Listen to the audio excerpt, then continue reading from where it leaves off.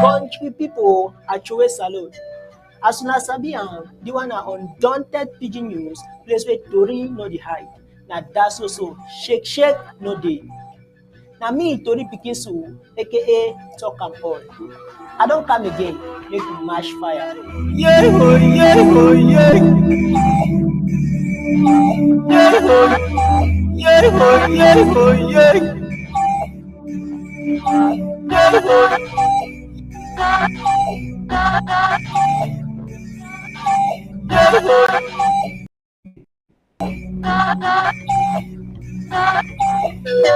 For chapter for Country Sunday, yesterday own Bibi na Elele.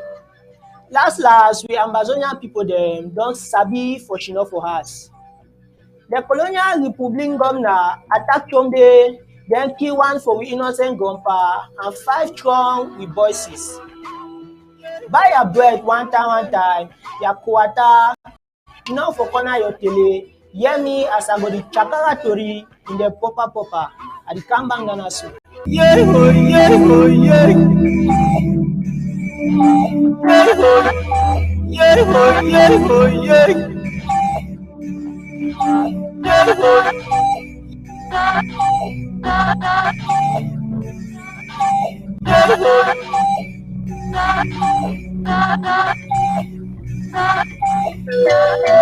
Yesterday Monday, where we been on number 7 day for the moon. Now Mami Water Country Sunday, where we undaunted come be them, see am for that side for home fun. Business people them lock them shop. Even self Republic Council market for Intarinkong be lock all corner. Now only groundnut where we see am where we people the sell am for upside market. Self outside been a ghost town. Now empty street dem way we see am kind office dem wey be dey na lockdown level. We people don decide say we no want dis people again. Say marriage no be by force.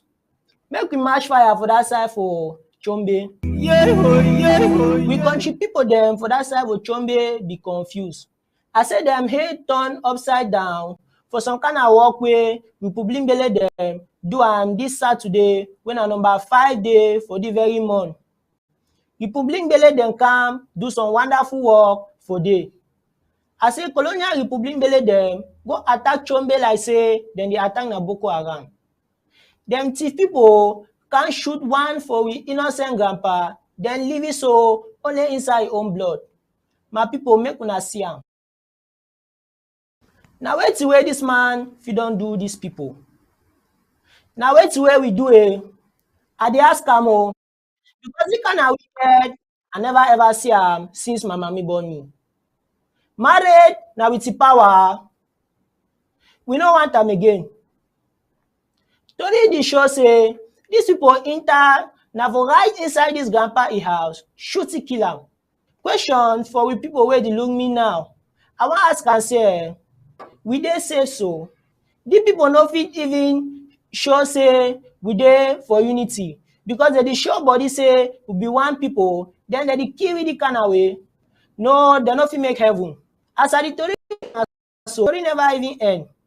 And una sabi and say tori pikin so, aka talk and all, como to talk all thing. If they are lie so go must to expose the time.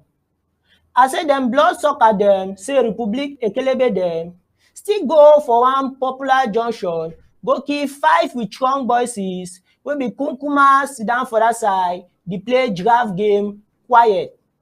And then kill the voices so at the same day after they don't go Peme deal with innocent papa for his house.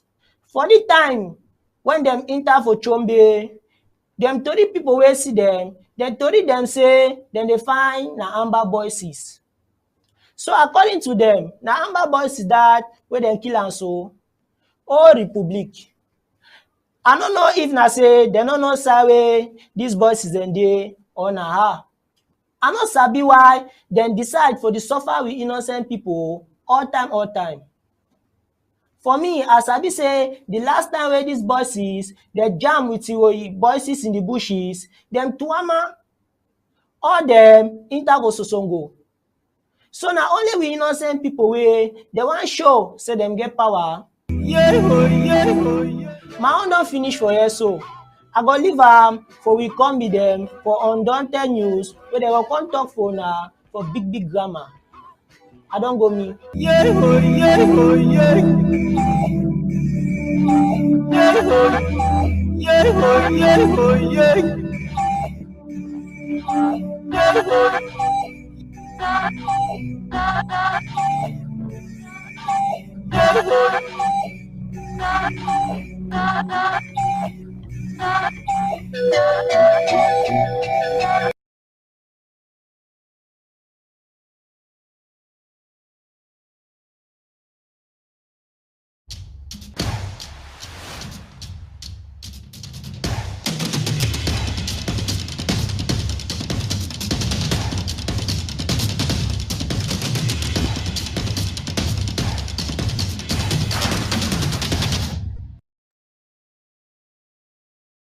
Free and united land remains alive. The piece of cloth made in Ambazonia, a land brimming with history, courage, and the indomitable spirit of its people, a profound reflection of Ambazonia's collective identity and our unyielding struggle for freedom. A full representation of who we are, what we are, the history, story, and the struggle. It's a piece of cloth you have in your closet. It is woven into a cultural heritage, extending desire for self-determination.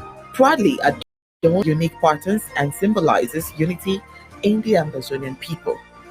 The cloth's patterns and colors mirror the courage and hope that fueled their aspirations for a brighter future.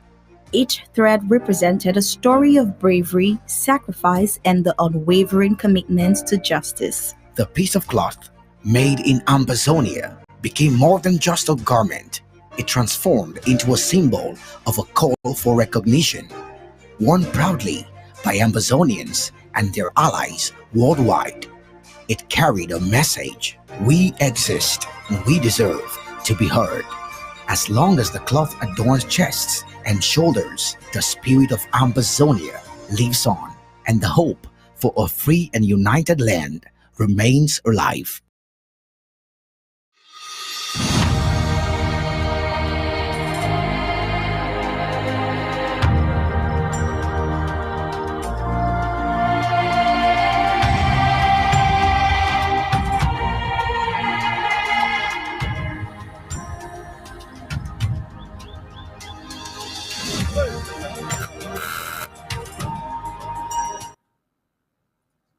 Good evening and welcome to Undaunted, bringing into the news untold stories. Let's begin.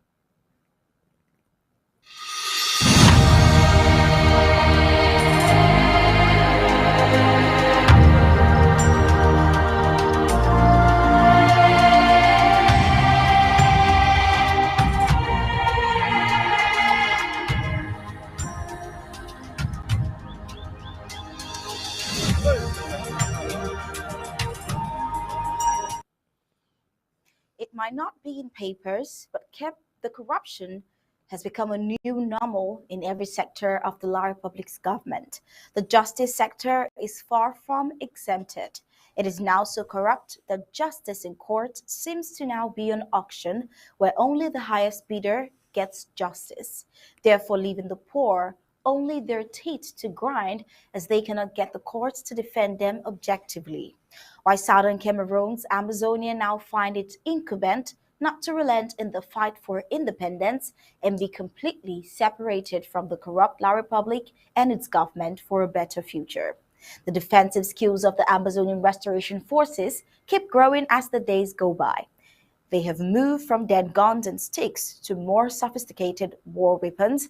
They have systematically shifted from just being defensive to being offensive. They now go after the occupational La Republic forces, forcing them out of their Ambazonian territory.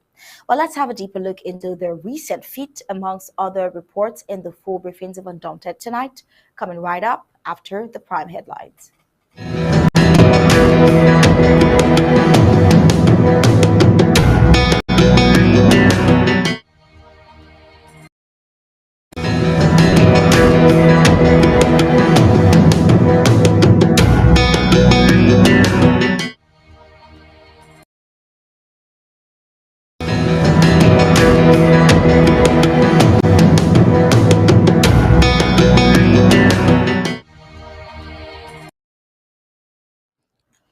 Right here are the prime headlines. Corruption with the colonial La Republic de Cameroon government.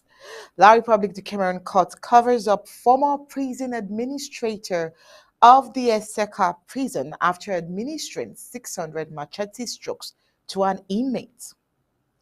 Tonight, we will revisit Donga, Matun, and BBC massacres of 2018. Also tonight, the terrorizing La Republic de Cameroon military narrowly escapes an IED attack at Chase Street in Tarinco. International observers commend the efforts of the Ambazonian interim government led by Dr. Samuel Ikomesaku towards the refugees. African scene, Niger coup, Niger's military junta appoints former economic minister Ali Mahaman as new prime minister. And on the foreign scene, UAE and China joins the West in the Africa's business. In the world of sports, we will be looking at the FIFA Women's World Cup. Let's see what happened to Jamaica. Now, let's get the news in detail.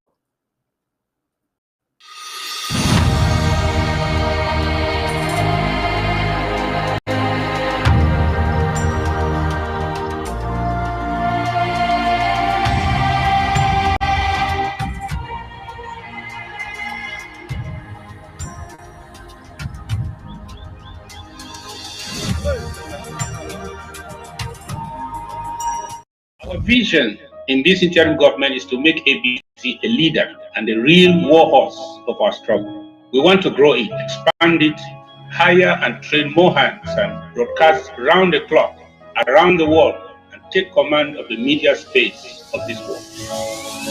You can enjoy all round the clock, 24/7 exclusive moments of bliss as an ABC Amba TV Club member. A cappella. Latest Nigerian/African movies, global politics, ABC Amba news and updates, historical documentaries, and lots more. In our daily programs, we have Undaunted, ABC Amba News, bringing into the news untold stories with Onyi Okpala and Star Smart. Exclusive discussion, revolutionary panel conversation, infotainment, edutainment, intro governmental debates on topical issues with Tar Paddy King, State of the Liberation Movement, Fronting IG and People of Ambazonia's Position, The Struggles Weekly Update with Secretary Martin Mungwa, PhD, FASCE, Health is Wealth, Health Education and Awareness within the Ambazonian Community with Dr. Yaya, Liberation Prayer, an intercessory ministry for Ambazonia with Pastor Victor Amba, Our Freedom, Spiritual Awareness and Education for the Ambazonian Community with Pastor Victor Amba and Pastor Commando, Church and Politics, Neutralizing the myths and preconceived religious and political philosophies that limit the Christian involvement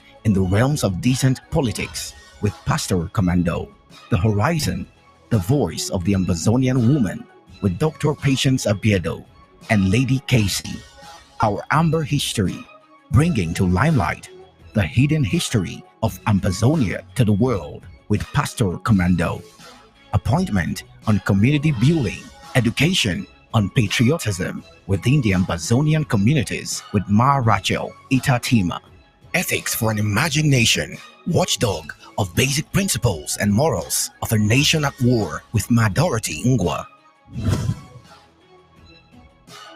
Upcoming programs: Pigeon News, Vernacular Talk Show, County Roots, Activists Corner, Amba Focus, only on ABC Amba Television. We the people, the voice of the voiceless. For 24/7 access, subscribe as a club member on www.abcambatv.com/subscribe.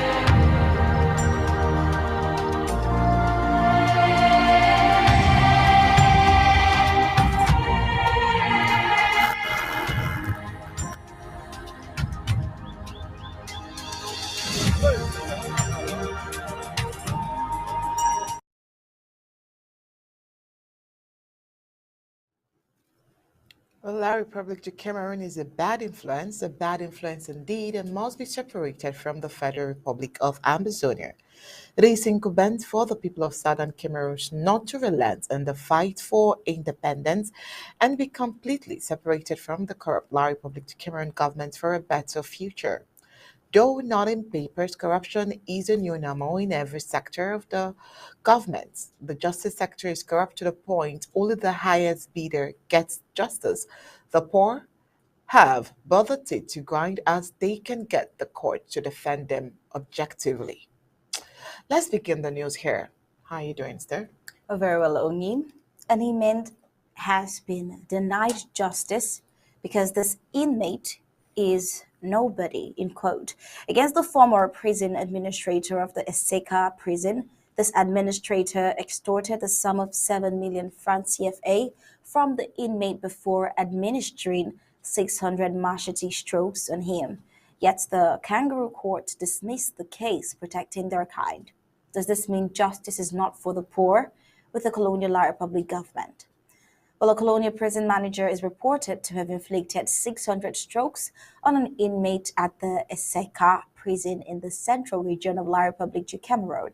According to the victim's family, Lionel Hukin Taneke Jo, the former colonial manager of Eseka prison, allegedly administered 600 machete blows under the feet of Thomas Deakin Ntape.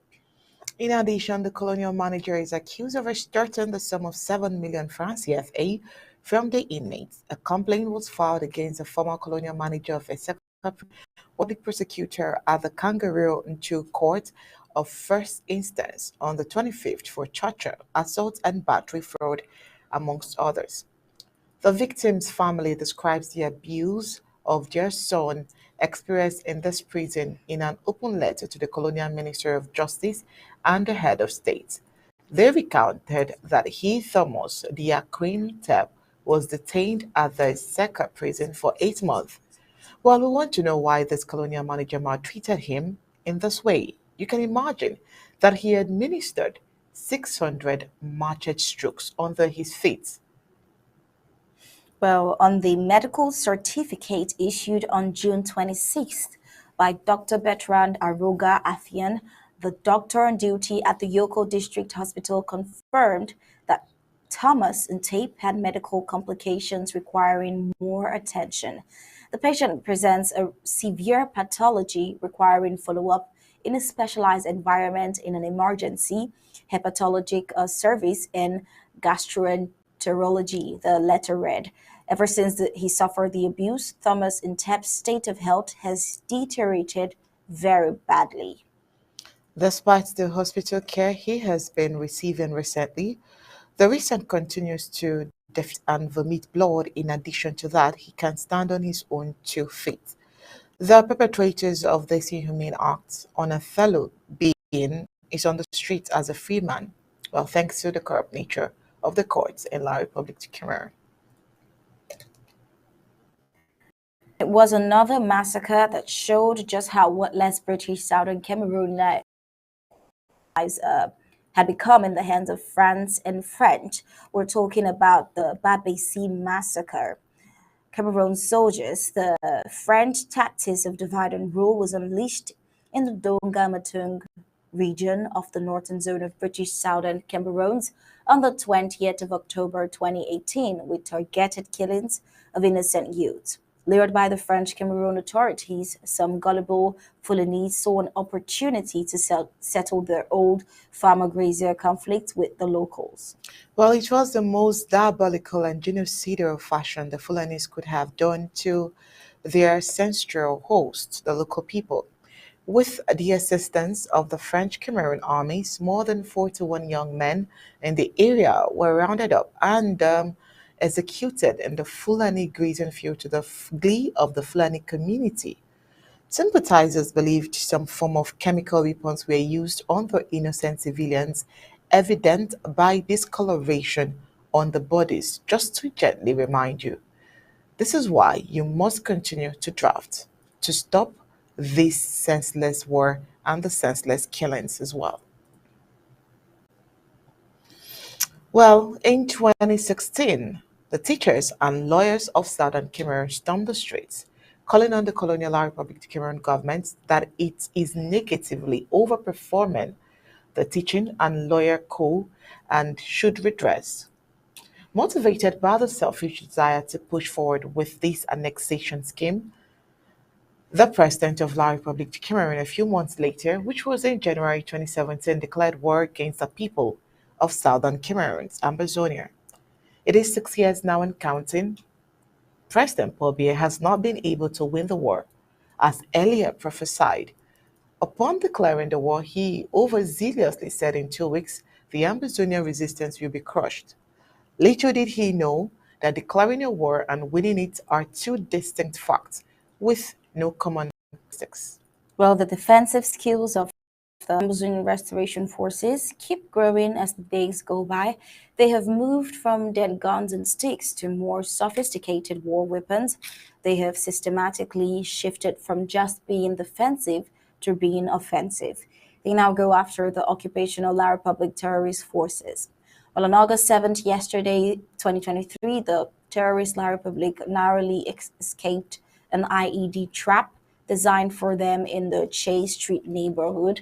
The supposed hunter is now the hunted. They won't be the. There's a long way out for those who choose to stay alive from reports from the ARFs that they should simply go out of the Republic of Ambazonia.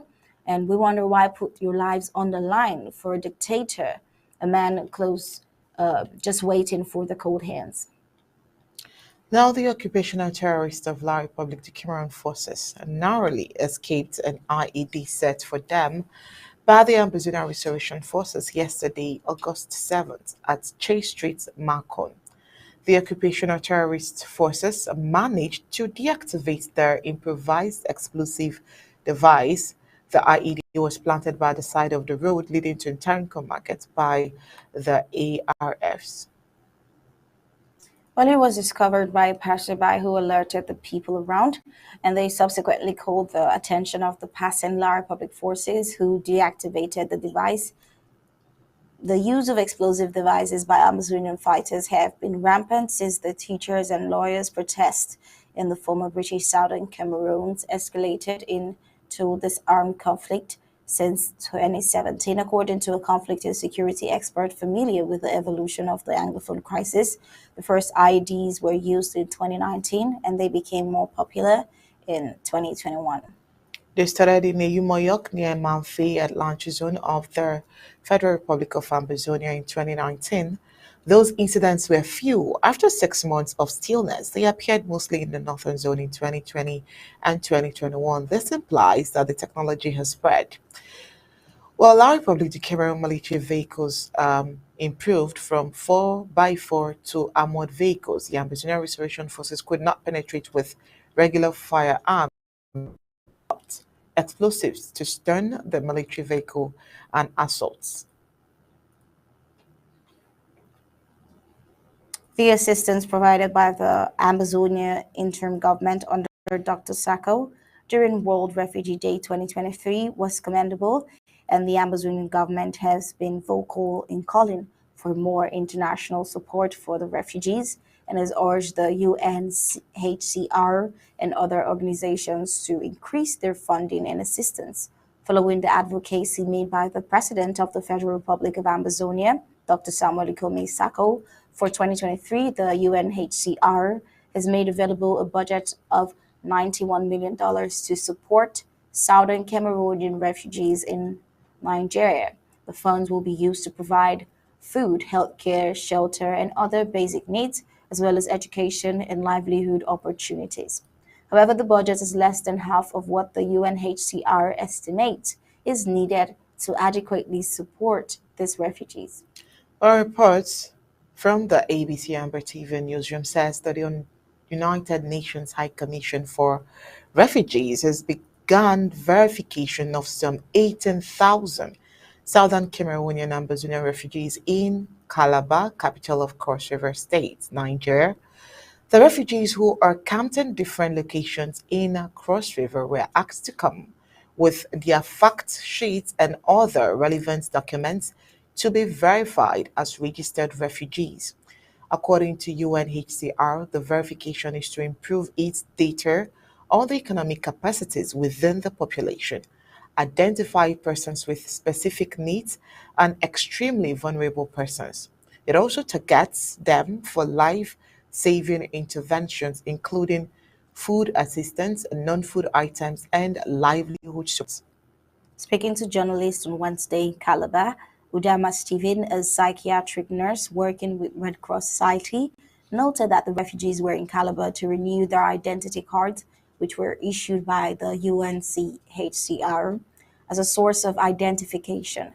Stephen said that the data the organization had showed that about 18,000 refugees from southern Cameroon would partake in the exercise, and as they brought their cards, they would be treated free of charge. What we do here is also basically primary health care. We deal with common sicknesses like malaria, typhoid, ulcer, cold, body pains, and so beyond primary level, we refer them to a more complex health facility, they noted. Some of them are sick because they lack access to health care, some are physically challenged, and majority of them don't have jobs. So the duty of UNHCR is to take care of their basic needs, which include their health need, said the UNHCR. While other needs include their nutrition, financial support, and empowerment for the less privileged, which basically for the Southern Cameroon refugees in Cross River State. And we've seen their interim government do that this period when they give out some financial aids and support to the elderly and some of the men as well. Similarly, an official of the Nigerian Immigration Service who preferred to be anonymous said the officers were present in the verification center to provide security. He also noted that they were also ensuring people who partake in the exercise were truly Southern Cameroonians and Ambazonians. On his part, one of the refugees, a 35-year-old Tamfu Diodone from the Ambazonian side, narrated his ordeal and why he decided to flee to Nigeria. According to him, he said he was a university campus driver but had to flee to Nigeria after his cousin, who was also a driver, was shot in the head by La Republic de Cameroon soldiers. It's understandable that the interim government may feel frustrated by the slow progress and lack of resources to support the refugees. It's a complex and challenging situation, and it's easy to feel powerless in the face of such a massive humanitarian crisis. But it's important to remember that even small contributions can make a difference. This is why President Sacco more often than not drafts and calls on Amazonians of goodwill to also draft in order for such challenges to be overcome. The crisis began in 2016 when the colonial government of neighboring La Republic de Cameroon launched a crackdown on peace-loving and justice-seeking Southern Cameroon Ambazonians, only asking for their fundamental rights within an unholy union. As a result, hundreds of thousands of people were displaced and many fled across the border into Nigeria, Ghana, and more. And the majority of the refugees are living in camps. To start with, the living conditions in the refugee camps are very difficult. The camps are overcrowded and there is lack of access to basic services such as clean water, sanitation, and healthcare. Many refugees are living in makeshift shelters made of straw and plastic sheetings, which are inadequate to offer maximum protection against any danger. Food is also scarce, and many refugees are malnourished. In addition to these physical challenges, many refugees are struggling with mental health issues such as anxiety, depression, and PTSD. Beyond the physical and mental health issues, the refugees also face a number of other challenges. They are often discriminated against and stigmatized by the local community, and many of them have experienced violence or been denied access to basic services. Many children are unable to attend school, and as a result, they're at risk of failing and falling behind and missing out on opportunities for the future. In addition, the refugees are often exploited by criminals and human traffickers who take advantage of their vulnerable situation. Another major challenge facing the refugees is the lack of legal documentation. Many of them do not have identity documents or other forms of official identification, which makes it difficult for them to access services and move freely. This also makes them vulnerable to exploitation and abuse, as they have no way to prove who they are or where they come from. In addition, many refugees are free to return to their homeland when their independence has not been achieved, as they fear persecution or violence from the enemy. Many of them have also had their homes destroyed or their properties confiscated, and they have nowhere to go back to. It's a very complex and challenging situation, and I think it's important for people to be aware of the full scope of the problem. As a matter of fact, the international community has not given the conflict in the southern Cameroon the attention and resources it deserves. It's often overshadowed by some other conflicts in the region, such as the conflict in other parts of the world or the continent, like in Niger, the war in southern Sudan. Meanwhile, the conflict in the Cameroon has had a devastating impact on the lives of hundreds of thousands of people, and then we think it deserves more recognition and support.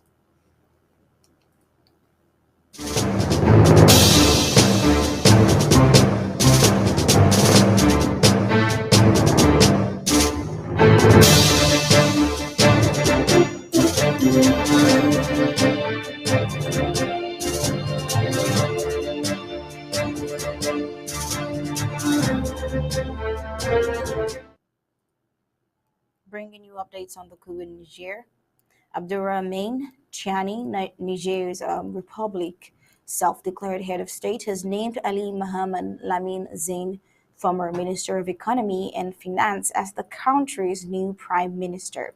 Zane's appointment, which was announced in a statement on Monday night, comes nearly 2 weeks after the military took over power in Niger.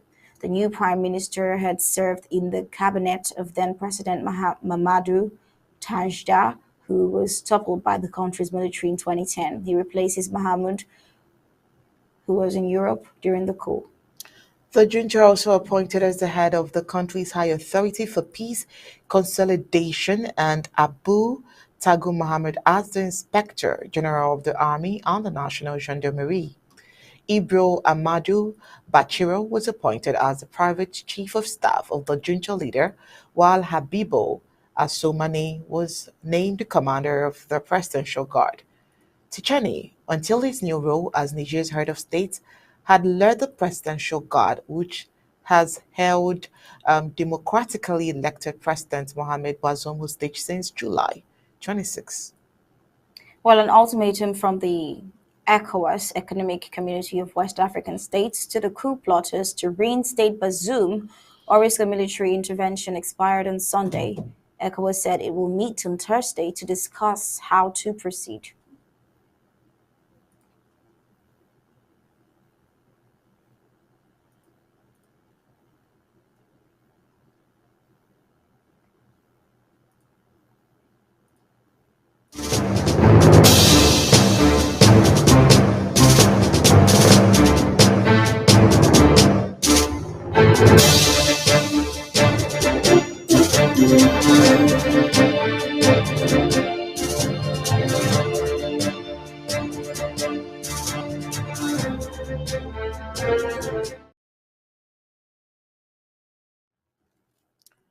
On the foreign scene, the United Arab Emirates has jumped on the bandwagon of world powers vying for commercial dominance in Africa, aiming to sell its goods to some of the 1.2 billion people living there. The UAE is the largest provider of foreign direct investment (FDI) for Africa among the Gulf Cooperation Council states. According to the most recent study by the property consulting firm Knight Frank, the UAE continues to concentrate on the continent's high growth sectors, including infrastructure, energy, transport, logistics, and technology. After China, Europe, and the US, the UAE has become the fourth largest investor in Africa over the past 10 years, according to White and Case, a worldwide legal company with offices in New York that represents businesses, governments, and financial institutions. Due to the US, India, Russia, and China's impact on the continent, as well as Abu Dhabi's rise, there will be greater rivalry in the African market. Between 2012 and 2022, FDI flows from the GCC, which includes Kuwait, Oman, Saudi Arabia, and the UAE. The states to Africa totaled $101.9 billion on 628 projects, whereas the FDI flows from Africa to the GCC states, which totaled $3 billion, I beg your pardon, on 141 projects, according to White and Case. FDI from the UAE to Africa totaled $59.4 billion during that time, with Saudi Arabia coming in second at $25.6 billion, followed by Qatar, $7.2 billion, Kuwait, $7.5 billion, and Brigham, $4.2 billion. Africa is quickly growing as one of Abu Dhabi's major markets. In 2021, Abu Dhabi spent $5.6 billion on 71 projects on the continent, with the AgTech Park in Egypt ranking as the most significant. India is likewise attempting to influence trade on the continent. For instance, in 2022, India organized a two-day investment conference in New Delhi that included around 40 African officials from 17 different countries to talk about how India and Africa might better improve trade and investments.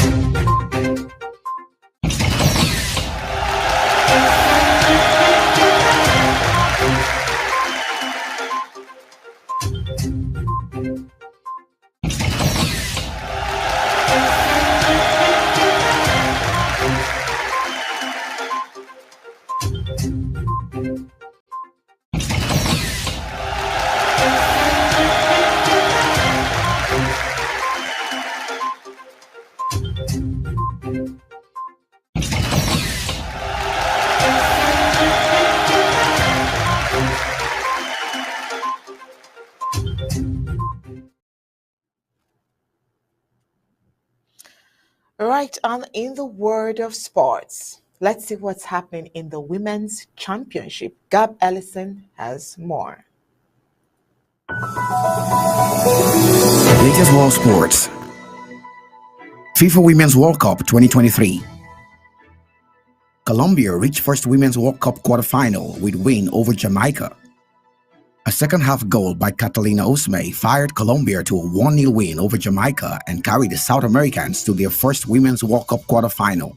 The captain's 51st-minute strike sent Colombian fans into delirium at a packed Melbourne Rectangular Stadium on Tuesday and ensured they will battle England for a place in the last four. What had been a testy and physical clash up to halftime exploded into life after Usme's breakthrough, the first time Jamaica's defense has been breached in this World Cup, with both teams attacking furiously. Jamaica's Reggae Girls had chances to level the match, but bowed out swinging, having reached the knockout phase in their second World Cup. Having not conceded a goal all tournament, Jamaica stifled the Colombians early, often leaving their players slayed with heavy tackles. Colombia wonderkind Liner Casado was kept quiet on the left flank, and the South Americans' first decent scoring chance had to wait until a corner in the 38th minute. It was wasted, though, with Joralyn Carbali sending a wide volley from the edge of the area sailing over the bar. Referee Kate G. was out 2 yellow cards in 5 minutes to defender Chantal Swaby and midfielder Drew Spence near halftime.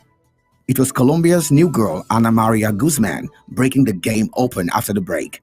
The 18-year-old fullback finding Usme in space on the right with a long cross. Usme took the ball past Jamaica defender Danesha Blackwood and fired a low left foot strike inside the far post. Jamaica had a golden chance to level 3 minutes later when Blackwood's corner picked out Jody Brown in front of goal, but the midfielder's header pinged off the base of the left post. Jamaica pushed forward in desperation as regulation time dwindled. Drew Spence rose to meet Tiffany, thumped her header just wide of the left post in the 82nd minute, allowing Colombia to hold firm to the finish. Jamaica's Khadija Shore was an attacking force with Manchester City last season, scoring 20 goals in 22 league games. They ended up scoreless at the World Cup. We just have to be proud of our performance and lift our heads up, Shaw said in a post-game television interview. The gap is closing. Champions League. AEK Athens Dinamo Zagreb qualifier postponed after fan killed. Tuesday's Champions League qualifier between AEK Athens and Dinamo Zagreb has been postponed after a fan was stabbed to death in the Greek capital. The Greek supporter, 29, died following brawls after rival fans outside AEK's Hagia Sophia Stadium in the northern suburb of Athens on Monday evening. Police said 8 others were injured and 98 arrests were made. UEFA had banned visiting supporters from both legs of the third-round qualifying tie over security concerns. European football's governing body said following the trouble and in consultation with the local authorities, the match had to be postponed. UEFA deplores in the strongest possible terms the appalling incidents that took place in Athens last night and resulted in the loss of a life. UEFA said, while expressing our deepest sympathy to the family of the victim, to AEK Athens FC and its fans, we would like to reiterate that violence has no place in our sport, and we expect that those responsible for this terrible act be arrested and consigned to justice in the shortest delay. The return leg in Croatia will go ahead as planned next Tuesday, 15th August, with the game in Athens to be rearranged for either Friday, 18th August, or Saturday, 19th August. Greek started 90 minutes after Croatian side Dinamo had completed a pre-match training session in near Philadelphia and left with escort. Between 100 to 120 Dinamo fans showed up to the and clashed with AEK fans who had gathered there. Fans from both sides threw flares, improvised incendiary devices, objects, stones, and also used improvised bats. Police said a preliminary investigation had started and they were trying to identify the perpetrators. GNK Dinamo strongly condemns the riots that took place last night in Athens. A Dinamo Zagreb statement said, "Such events are not in line with the values and ethics we promote as a club and community. We express our deep concern over this incident. GNK Dinamo would like to express its sincere condolences to the family of the deceased. Hooliganism has marred Greek football in recent years, and last year, the government increased the maximum sentence for crimes of fan violence from 6 months to 5 years after another fatal stabbing. Alkis Campanos, 19, was killed in February 2022 in Thessalonica during a fight between supporters of the city's rival clubs, Aris and PAOK. Last month, 7 defendants were found guilty of his murder and sentenced to life in prison. 5 others received sentences of more than 19 years for complicity. Boxing. Anthony Joshua. Robert Helenius replaces Dillian White for heavyweight bout on Saturday. Anthony Joshua will fight Robert Helenius at London's O2 Arena on Saturday as the replacement for Dillian White. Joshua's heavyweight rematch with White was cancelled at the weekend after the latter failed a voluntary drug test. Finland's Helenius, who has 32 wins and 4 losses, steps in at less than a week's notice. This wasn't in the script, Joshua said of his new opponent. "I am laser focused on the win." Helenius' last big fight was a first-round knockout defeat by Deontay Wilder in October. "I am a true Viking that is willing to face any challenge at a moment's notice," the 39-year-old said. "This is not an opportunity I was going to let slip away. I plan to make the most of it." Helenius, who has never challenged for a world title, only fought on Saturday, securing a third-round TKO win over Mika Miolonen in Finland. As well as Wilder, the 6 foot 6 inches Hellenius has losses to Gerard Washington, White, and Johan de Hoopas. A win will set Joshua up for his long-awaited fight with former WBC champion Deontay Wilder, which could happen early next year. Joshua is undefeated at the O2 Arena in London and won at the venue in April when he outpointed Jermaine Franklin. Joshua 33 held talks with numerous heavyweights already on his undercard, including American heavyweight Washington, to replace White. But promoter Eddie Hearn said many opponents priced themselves out of the running. According to Hearn, Joshua reacted calmly to the news of the cancellation of the fight after the Voluntary Anti-Doping Association (VADA) informed promoters, matchroom and boxing authorities of White's test result. With a week to go before one of the biggest fights of the year, I was shocked and dumbfounded.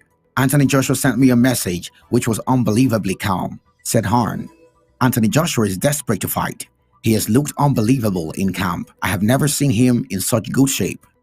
The fight between Joshua and White, a rematch of their 2015 bout, was announced in July. Joshua knocked out White in the 7th round of their heated British title fight 8 years ago, which also took place at the O2, as he avenged the loss to his rival on the amateur circuit. Gab Ellison reporting from Undaunted, ABC Amba News.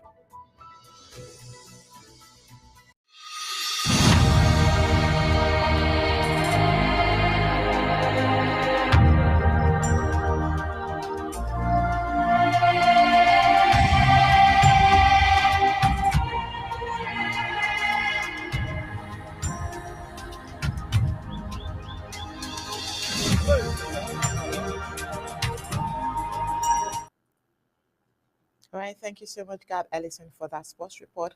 With that sports report, we've come to the end of Undaunted tonight. But before we go, let's take a look at the major stories. And Undaunted tonight, we brought to you the corruption with the colonial La Republic government. We brought to you La Republic's annihilation agenda, revisiting the Donga Matung and Babesi massacres of 2018, the occupational La Republic forces in Ambazonia who were terrorizing the civilians, escape an IED attack at the Chase Street in Tarincon. Right, tonight on Undaunted, we told you that international observers commend the efforts of the Ambazonian interim government towards refugees on the African scene. We also told you that Niger's military junta appoints a prime minister. UAE and China joins the West in the scrabble for Africa's business was on the horizon. And in sports, Colombia reached first Women's World Cup quarterfinal win over Jamaica. And that was it for tonight on Undaunted, bringing into the news Untold Stories. On behalf of Michael and Coach Smart and the entire Undaunted crew, we say thank you for tuning in. Leave you with ABC and the TV images. Good night and God bless you.